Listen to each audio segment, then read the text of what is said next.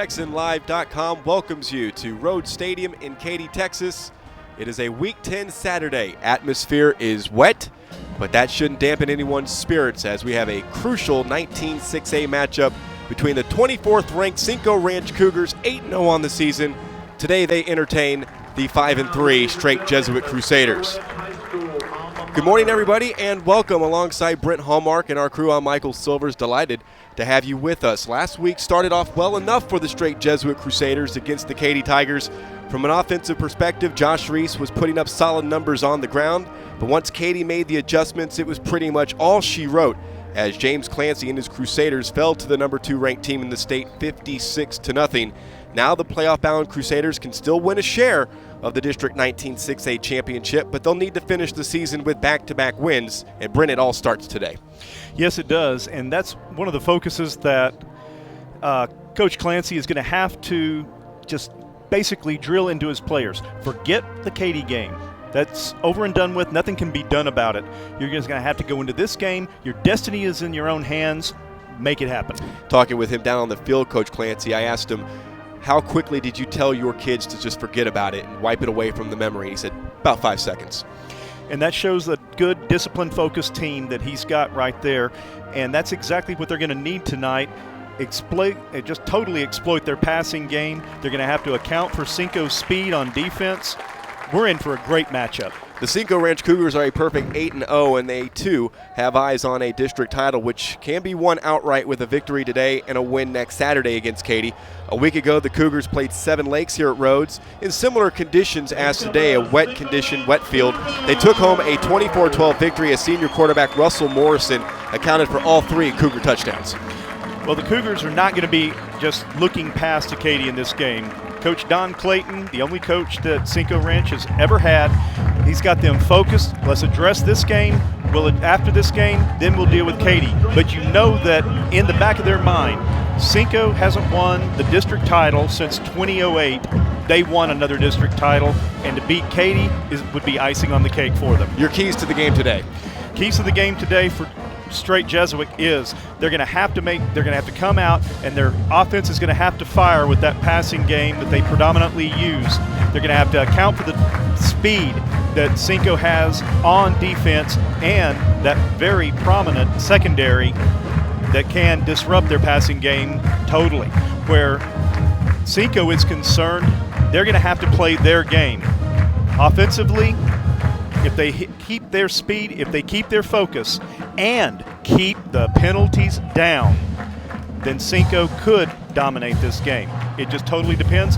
Also, another factor, it has been raining here most of the day. It's not right now, but that field is, even though it dries very well, it is soggy out there, and it could play a factor in some running and some passing and receptions. Should be a spirited 19-6A affair this morning from Road Stadium. We're glad you're a part of it. Kickoff is next. Stand for the national anthem. The Cinco Ranch Chorale is competing today in the region choir audition. The anthem will be sung by the choir members Jamie Shurig, Hannah Embry, Abigail Bender, and Angela Seguero. The choir is under the direction of Dorothy Wilson and Brian Miller.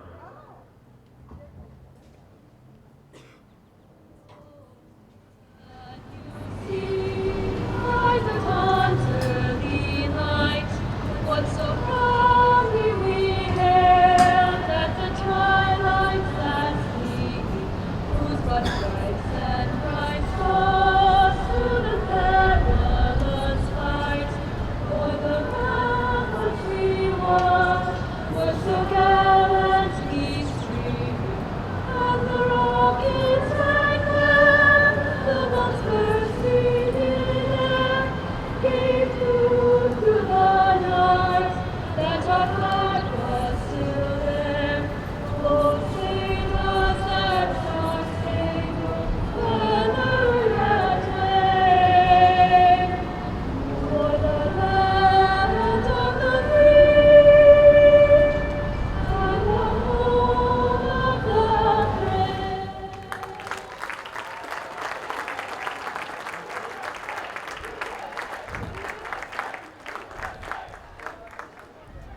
good crowd on hand here at Rhodes Stadium Saturday morning. This is part of a doubleheader day out here in Katy. Coming up a little bit later on tonight, Katy Taylor will take on Morton Ranch. And while we have a moment, let's talk a minute about the playoff scenarios. Katy, Cinco Ranch, and Strake Jesuit are all in. It's the fourth spot out of this district that is still left to be determined, Brent. Yes, and right now, of all the teams that are left, Morton Ranch is the one that controls their own destiny. If Morton Ranch can win tonight against Taylor and then turn around and get a victory against Seven Lakes, they are in and they get that coveted fourth spot.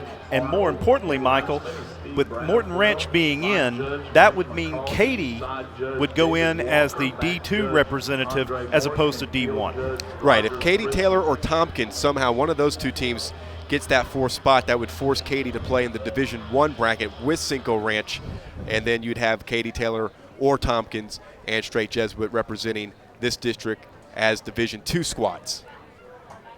Strake Jesuit won the toss and they will receive. So we'll see the offense, the number one offense going into last week. Now the number two offense after what Katy did to Strake Jesuit last week, and then what they did to Tompkins, an 84-0 win on Thursday night here at Rhodes Stadium. Katy now 430 offensive yards per game, leading the way. Strake Jesuit second in the district in total offense, averaging 388.9 yards per game against the number 4 ranked offense in Cinco Ranch, who are averaging 369 yards per game. Strake are in all white trimmed in green, Cinco Ranch in maroon trimmed in white. So we'll get a chance to see Zach Zubia. You know, this Strake Jesuit offense would love nothing more than to just completely forget about what happened last week and get back to that Strake Jesuit Crusader offense quick, fast, and in a hurry. And they're going to have to. They're going to have to keep focus on this game because they cannot let up one bit against Cinco, whether they're on offense or defense. And they're going to have to play the game pretty much error-free to come out with a victory.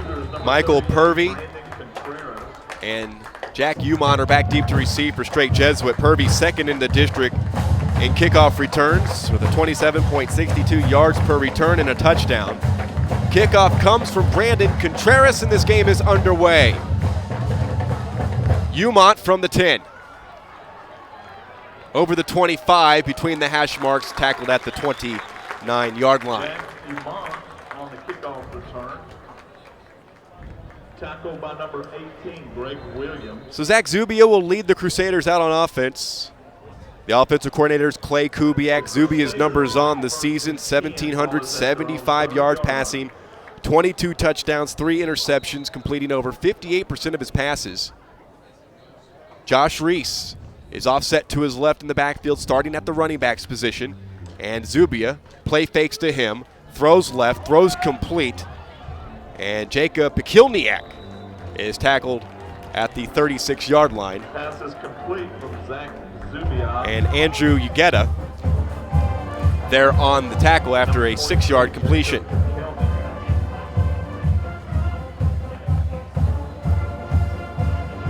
Give him 7, it's second down and 3. Zubia will throw on a slant and throw behind the intended target. Brian Duff in for Christian McStravick, a game-time decision, talking with James Clancy, whether or not number 27, the team leader in receiving yards for Strake Jesuit, would be able to make it today. He did not play at all against Katy. He's third in the district in receiving yards, a Boston College pledge. And on third down and 3, it's a handoff Reese left side to the 40. Should be enough for a first down. Josh Reese on the carry. Dami Elasami there on the tackle. Gain of 5 for Reese, and the third down converted for a first down. First and 10. Back on the ground. Reese breaks tackles across midfield and into Cougar territory. Tackle from behind by Andrew Ugetta at the 47-yard line. Gain of 13. Jacob Smith on the tackle, first down 10 for the Crusaders. Quick back and on the offense. Pikilniak the reception. Forced out of bounds by Ugetta. Gain of 8 on the reception. Pass is complete to number 23. Charbonnet, McKilniak, Duff, and Eichelberger, the receivers in the starting lineup as they go back to the ground. Strake with a run to Josh Reese. Josh Reeves on the carry. Blake Keithy on the tackle. Number 98, Blake Keithy on the tackle for the Cougars. Gets another first down at the 37-yard line.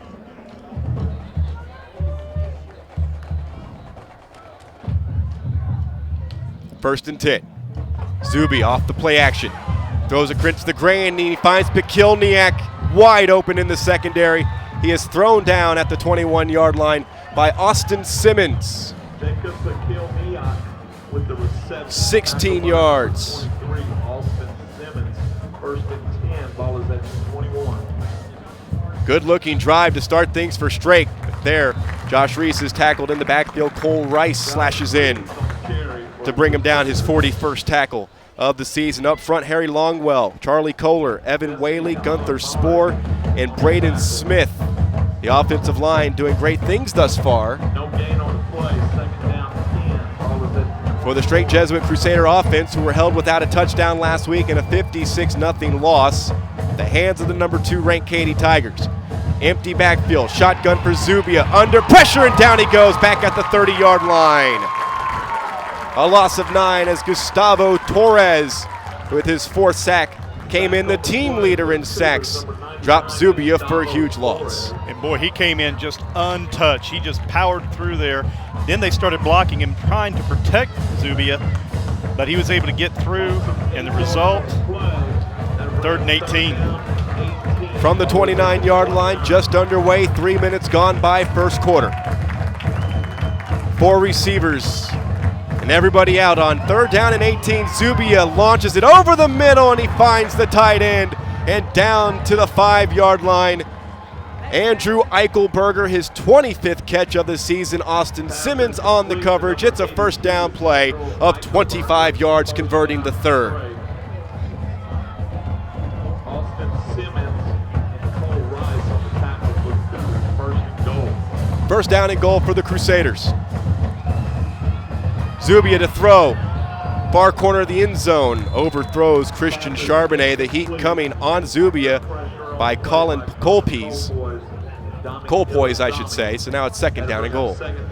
Yeah, he pretty much just had to throw that away or risk getting the sack for a significant loss of yardage. 12th play of the drive forthcoming for Strake. Defensively, defensive coordinator Chad Simmons has Colpoys, Umari, Torres, and Keithy up front.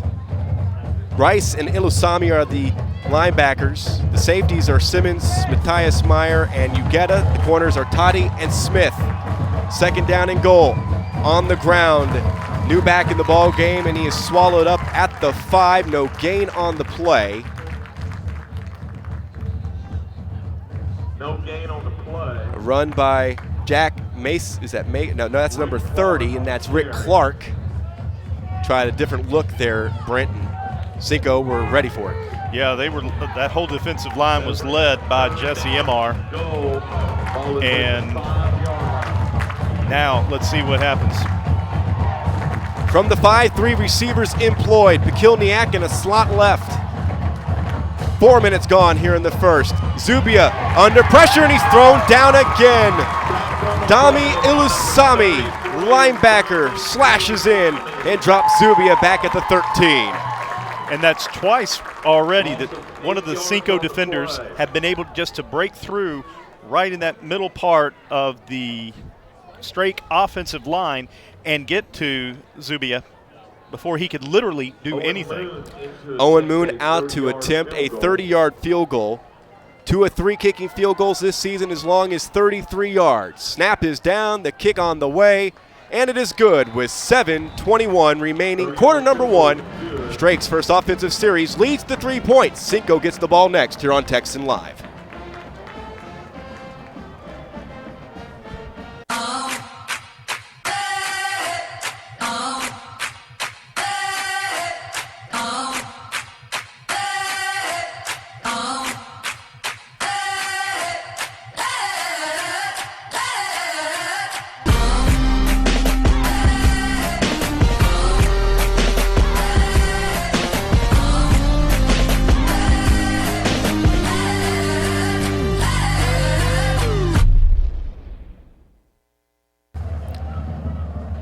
58-yard drive spanning 14 plays, 4 minutes, 33 seconds. The time of the drive, a 30-yard field goal by Owen Moon, his third field goal of the season.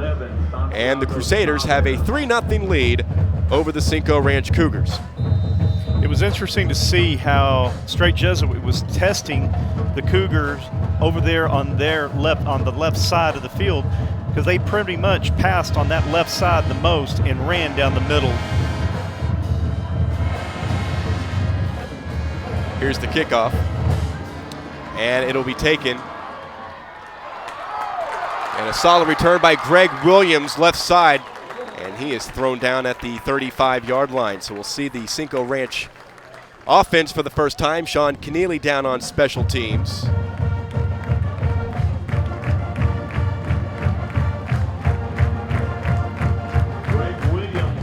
Quentin White is the offensive coordinator for a Cinco Ranch offense that is averaging 369 yards per game. Russell Morrison is the quarterback. He has thrown for 1,245 yards. He has rushed for 581 yards. He has accounted for 17 touchdowns. He's thrown 4 interceptions, and he's completing under 58% of his passes here in 2015. Pulls it down, and he hands it off. Austin Fraley, the son of Katy ISD Superintendent Alton Fraley, gains 4 on first down. Joseph Ferguson in to make the tackle. Fraley is the starting running back. The receivers are Brandon Green, Greg Williams, and Sebastian Cifuentes. Corey Rouse, the tight end. Up front, Sanders, Risen, Walsh, Bronstein, and Worrell. Second down and 6. On the ground again, Fraley to the boundary. Over the 40, out to the 41. Pickup of 2 for Austin Fraley, as he was collared by Tyler Johnson. Johnson led the team with 8 tackles last week against Katy. That's his 64th of the season. Fraley came in today, 44 carries, 132 yards, and a touchdown. Had a team-high 90 yards against Seven Lakes a week ago on 16 rushes. In the starting lineup for Devion Johnson, who's had a bit of the what some people like to call fumbleitis over the last two games. He had 2 on 7 touches last week in the victory over Seven Lakes. Morrison in trouble, out of the shotgun on third, and he is sacked. Forward progress stopped at the 34, but it's Ferguson who comes in and drops Morrison back at the 34-yard line. A loss of 7, and the Cougars go 3 and out. And Morrison just had no chance, because Ferguson just broke right through that offensive line and was able to get to him virtually untouched. Fourth down into punt for the Cougars, number 31, Davis. Here's Davis Hastings, averaging 34.8 yards a kick. His long on the season, 46. Umont back deep to receive. He's going to wait for a fair catch, and that one bounced off his knee. He let it bounce on the turf, and Cinco Ranch right there to recover. Down on special teams, Brant Keithy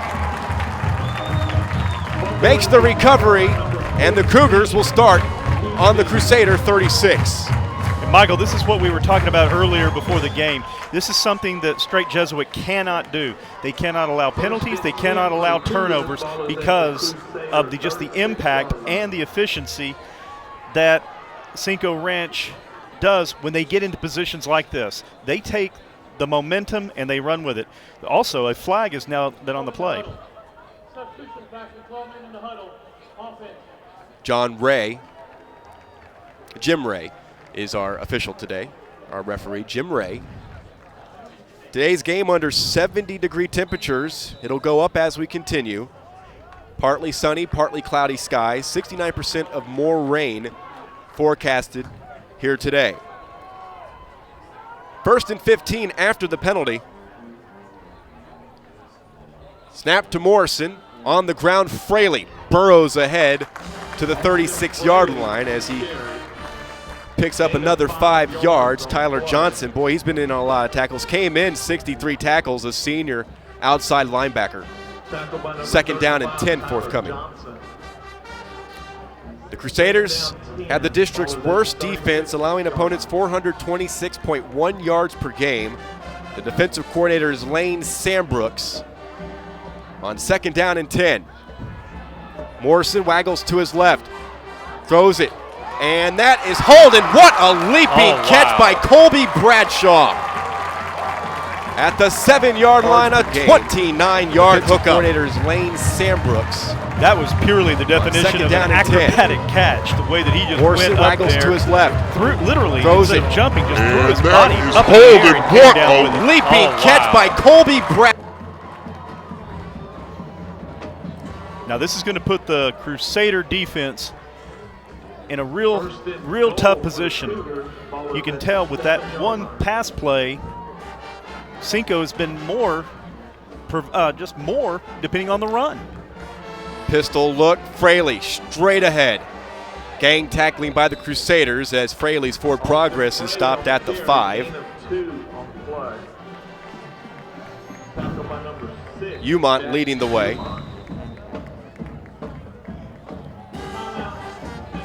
And Cinco Ranch will spin their first timeout with 3:54 left in the first. 3-0 Strake. West Point Buick GMC has Black Friday pricing now. Let the savings begin. For a limited time, get $8,000 savings off MSRP on 2015 GMC Yukons. Even 2015 GMC Sierra 1500s for just $25,900. Huge savings and selection only at West Point Buick GMC. Easy to get to on the Katy Freeway. Exit Parker Cypress both ways. We look forward to seeing you soon. West Point Buick GMC, a better place to buy. Cinco Ranch spin their first time out of the half. They have a second down and goal, Brent, from the Strake 5. This after a 29-yard hookup from Morrison to Bradshaw.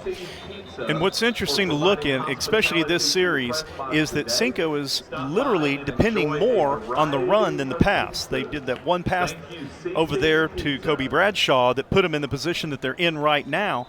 But it looks like their target right now is to play it safe, especially with the field conditions and the weather, and to wear down the Crusader defense. Corey Rao lines up in tight as a wing. Motion man, Morrison. He hands it off to the motion man, Brant Keithy. And that one well scouted by Jack Umont. No gain, maybe even a loss of a yard. Yeah, it looked like the Crusaders read that one pretty well. It almost seemed like there was a little bit of confusion in the Cougar backfield while the play was developing. So now a loss back to the 7-yard line. Inside 3.5 to play in the first quarter, 3-0 Crusaders. 3 receivers employed, and a wing is Rao, the team leader in receiving yards. And it's Morrison off the play fake to the corner of the end zone. Touchdown!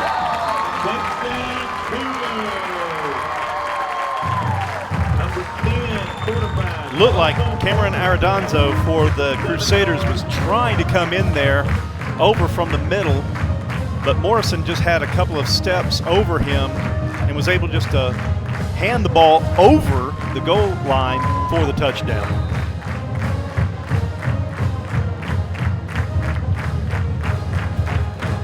Extra point on the way, and it is good from Brand. Oh, they missed it.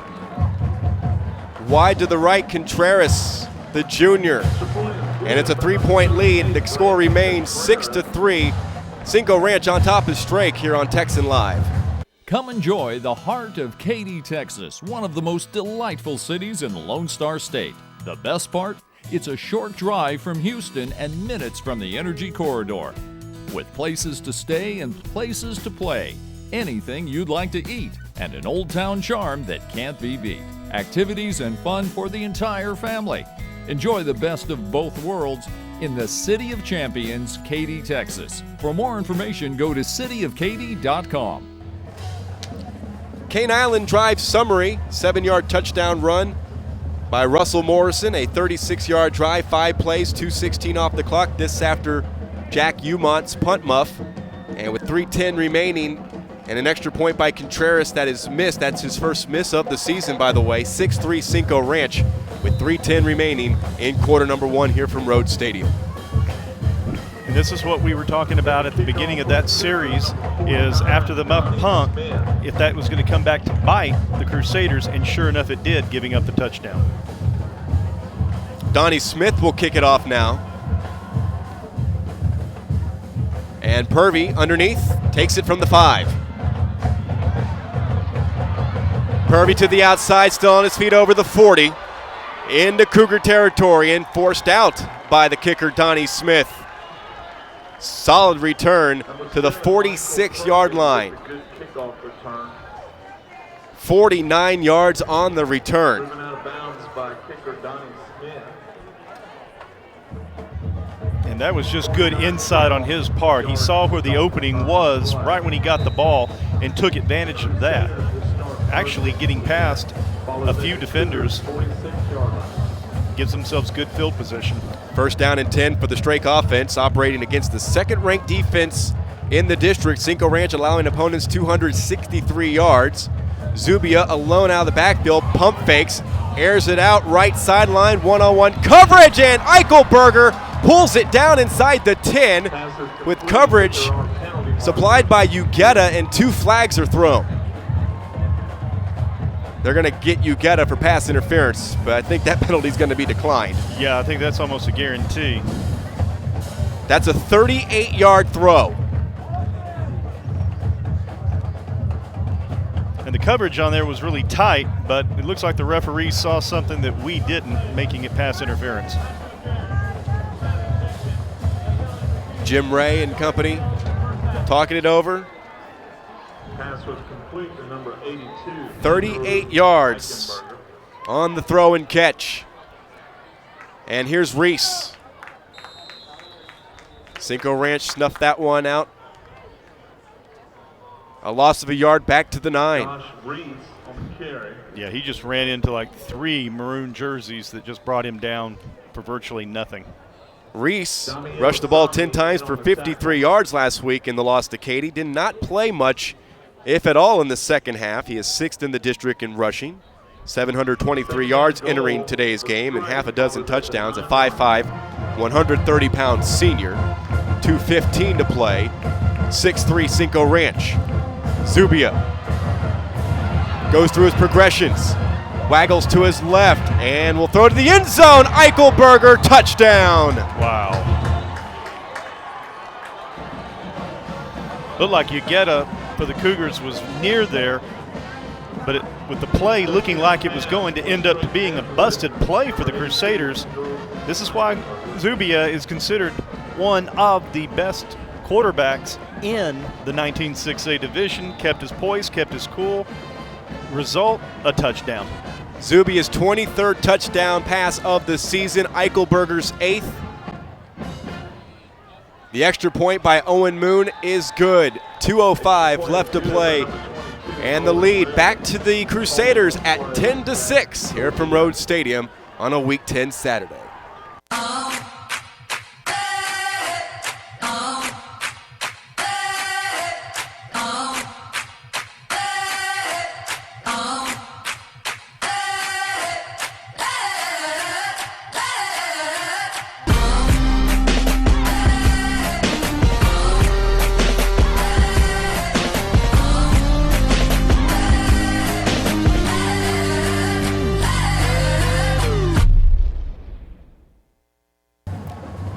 Cane Island drive summary, 9-yard touchdown pass from Zach Zubia to Andrew Eichelberger, his 8th touchdown catch of the season to continue his team high in receiving touchdowns. A 3-play, 46-yard drive paced by that great kickoff return by Michael Purvey Jr. Moon's extra point good. 10-6 Strake with 2:05 left in the first quarter. So back and forth they go in the first quarter. Moon kicks it off, a low line drive kick. And on the return, over the 30. Greg Williams takes it to the 40-yard line. Umont down on special teams to bring them down. Now this is where the Crusader defense is really going to have to step it up, match the speed of the Cougar offense, but watch for that run, don't give up the pass. But it looks like that they've been predominantly running against the Crusader defense. 3 receivers in the lineup on first down, And Fraley tries to take it to the outside. He'll be tackled by Tyler Johnson at the line of scrimmage. Austin Fraley on the carry, tackled by number 35, Tyler Johnson. Tyler Johnson's already been in a handful of tackles. He led the team last week, 8 tackles against Katy. And this is a defense that's got to get better, Brent, because you are, for as good as their record is, to be an 8th in the district in total defense heading into the playoffs in a couple of weeks' time. You got to do some quick, fast, and hurry adjustments if you're going to make a deep run. Absolutely. 2nd down and 10, and Morrison under pressure escapes 1 sack, and he stays on his feet, and then he's finally wrestled down for a sack by Tommy Upton. 5th sack of the season. He came in tied with John Lilly, the nose tackle, with 4 sacks. Now he's pacing the team with 5, a junior. Loss of 7. And it was impressive because it looked like Morrison was going to be sacked. He broke that one. Another Crusader defender came in. He broke that one, but that gave time for the others to get in there and get the sack. 3rd down and 17. Cinco Ranch must get to midfield. 4 receivers in the lineup. Rao lined up slot top of your screen, and Morrison avoids pressure, throws against the grain, throws complete to Cifuentes, and he is tackled by Camden and Darcio. And Darcio had 7 tackles against Katy a week ago. Cifuentes is tackled at the 45-yard line, a 12-yard pass play, but well short of the 1st down. And I don't know if we're seeing a strategy on Cinco's part, probably are, to see if their offense can wear down that Crusader defense. Punt's going to take place on the other side of this break. We've completed one from Road Stadium on this Week 10 Saturday. It's the Strake Jesuit Crusaders 10 and the Cinco Ranch Cougars 6 here on TexanLive.com. Register online at CESperformance.com for your sports performance program. CESperformance.com has multi-month memberships and team training. CESperformance.com has baseline performance testing included with every athletic development program. Schedule your athletic evaluation at CESperformance.com. There's no cost or commitment. Be prolific at CESperformance.com. Davis Hastings for punt number 2. Jack Umont back deep to receive. Umont calls for a fair catch, and he muffed it again, but this time he falls on it. On the first punt, he let it bounce in front of him. It bounced right off his knee.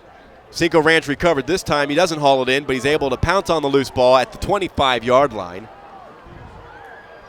30-yard kick for Hastings. You know Coach Clancy does not like it when those situations happen, but at least he kept his focus enough to know just fall on the ball. Don't worry about anything else. Retain the ball. Crusader offense back to work. They'll start from their own 26-yard line. They lead it 10-6. Handoff Reese looking for blocks. And the Cougar defense right there at the line of scrimmage. Dami Ilusami came in with 74 tackles, led the team with 13 tackles against 7 Lakes last week. No gain on the play, and Reese has been stopped for 19 yards on 6 carries so far today.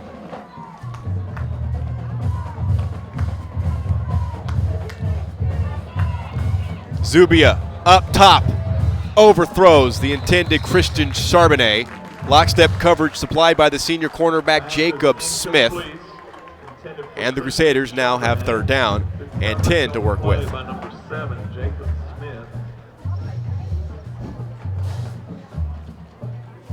I liked what we saw earlier with the Crusaders trying to do that run down the middle, doing it just to keep it honest. It's going to be very hard for somebody going down the middle to deal with the Cougar defensive line, but at least it throws them off from a predominantly passing offense. Jacob Smith, as we have a timeout on the field, leading the Cougar defense.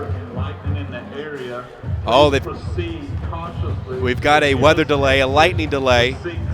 As I was mentioning, Jacob Smith's prowess for picking off footballs, leading the team with 3 interceptions. The The officials here at Katy ISD and the officials working the game down the field have called a lightning delay, lightning within the radius.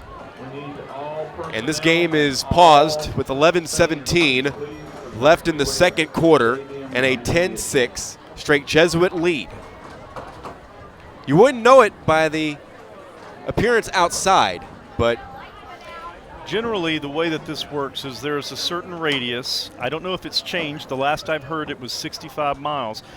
But once any kind of lightning within that radius hits, then it's a total evacuation of the stadium, and that's a rule that goes all through Texas. all right, we're going to take a break, and when we come